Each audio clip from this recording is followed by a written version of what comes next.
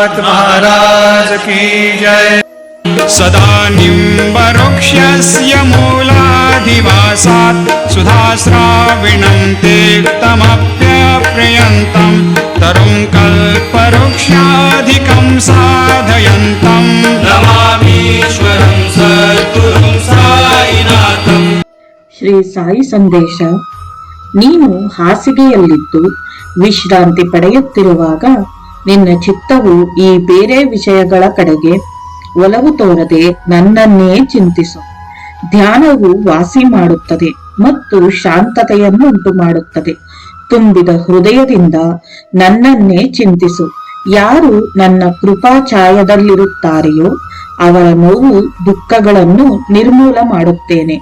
ರೋಗಗಳನ್ನು ವಾಸಿ ಮಾಡಲು ನನ್ನಲ್ಲಿ ಭರವಸೆ ಇಡು.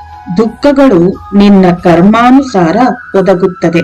ಅದರ ಪರಿಣಾಮವನ್ನು ಯಾರು ದೂರ ಮಾಡಲಾರರು. ಆತ್ಮಜ್ಞಾನವನ್ನು ಹೊಂದಲು ಅವರು ಎಲ್ಲವನ್ನೂ ಅನುಭವಿಸಲೇಬೇಕು. ನನ್ನ ಸಂದೇಶದ ಪ್ರತಿಯೊಂದು ಪದದಲ್ಲಿಯೂ ಆಳವಾದ ಅರ್ಥ ಅಡಗಿದೆ ಮತ್ತು ಯಾರು ಇದರ ಮರ್ಮವನ್ನು ಅರಿತುಕೊಳ್ಳುತ್ತಾರೆಯೋ ಅವರು ಸಾಧುಗಳಾಗುತ್ತಾರೆ.